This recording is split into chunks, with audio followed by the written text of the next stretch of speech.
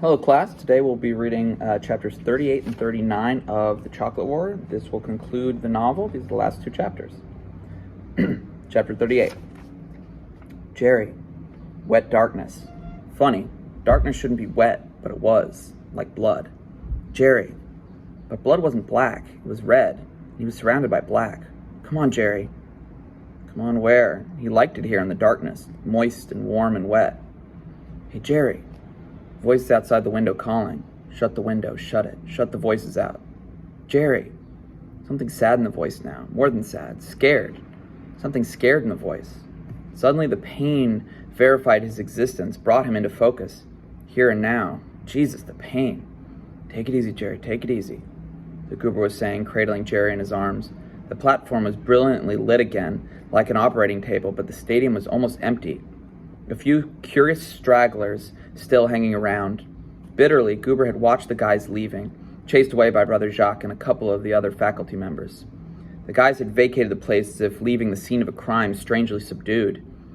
Goober had struggled toward the ring in the darkness and had finally reached Jerry as the lights went on. "We better get a doctor." He had yelled at the kid called Obi, Archie's stooge. Obi had nodded, his face pale and ghost-like in the floodlights. "Take it easy," Goober said now, drawing Jerry closer. Jerry felt broken. Everything will be all right. Jerry raised himself towards the voice, needing to answer it. He had to answer, but he kept his eyes shut as if he could keep a lid on the pain that way.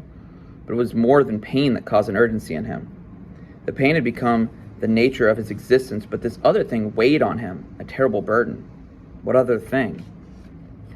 The knowledge, what he had discovered. Funny how his mind was clear suddenly, apart from his body, floating above the pain. "It'll be all right, Jerry." "No, it won't." He recognized Goober's voice, and it was important to share the discovery with Goober. He had to tell Goober to play ball, to play football, to run, to make the team, to sell the chocolates, to sell whatever they wanted you to sell, to do whatever they wanted you to do. He tried to voice the words, but there was something wrong with his mouth, his teeth, his face. But he went ahead anyway, telling Goober what he needed to know. They tell you to do your thing, but they don't mean it. They don't want you to do your thing, not unless it happens to be their thing, too. It's a laugh, Goober, a fake. Don't disturb the universe, Goober, no matter what the posters say.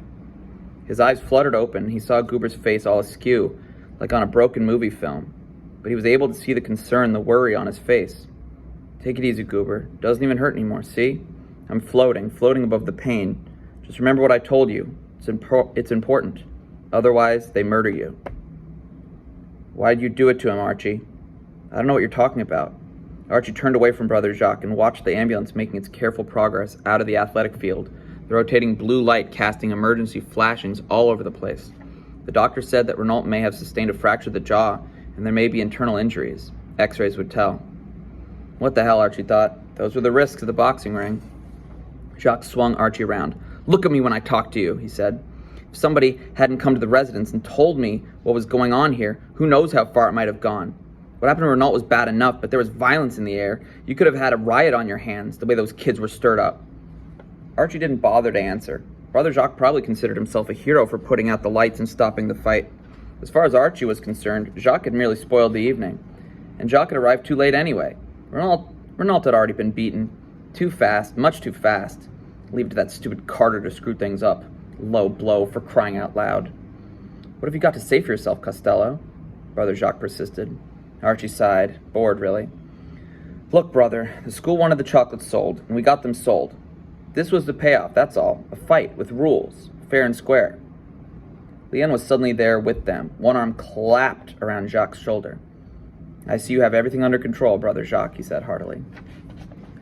Jacques turned a cold face towards his fellow teacher. "I think we barely averted a disaster," he said. There was rebuke in his voice, but a gentle, guarded rebuke, not the hostility he had revealed to Archie. And Archie realized that Leon was still in command, still in the position of power. "Renault will get the best of care, I assure you," Leon said. "Boys will be boys, Jacques. They have high spirits. Oh, once in a while they get carried away, but it's good to see all that energy and zeal and enthusiasm." He turned to Archie and spoke more severely, but not really angry.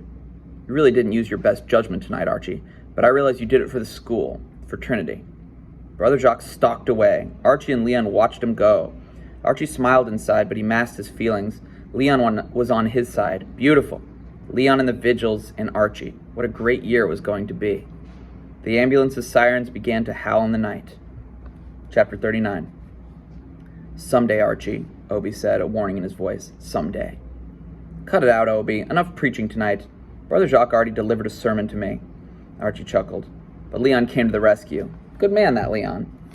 They were sitting in the bleachers, watching some of the guys cleaning up the place. This was where they had first seen Renault that afternoon Archie had selected him for the assignment. The night had grown cold, and Obi shivered slightly. He looked at the goalposts.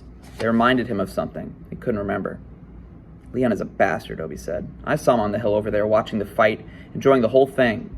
I know, Archie said. I tipped him off. An anonymous phone call. I figured he would enjoy himself. And I also figured that if he was here and part of the proceedings, he'd also be protection for us if anything went wrong. Someday, Archie, you'll get yours, Obi said. The words were automatic. Archie was always one step ahead. Look, Obi, I'm going to forget what you did tonight, you and Carter in the black box. What the hell? It was a dramatic moment. I understand how you felt. My understanding of you and guys like Carter is a marvel to behold. He had lapsed into his phony way of speaking when he wanted to be fancy or sarcastic. Maybe the black box will work the next time, Archie, Obi said, or maybe another kid like Renault will come along. Archie didn't bother to answer. Wishful thinking wasn't worth anything. He sniffed the air and yawned. Hey, Obi, what happened to the chocolates? The guys raided the chocolates in the confusion. As far as the money's concerned, Brian Cochran has it. We'll have some kind of drawing next week at assembly. Archie barely listened. He wasn't interested. He was hungry. You sure all the chocolates are gone, Obi? I'm sure, Archie. You got a Hershey or anything? No. The lights went off again. Archie and Obi sat there a while, not saying anything, then made their way out of the place in the darkness. The end.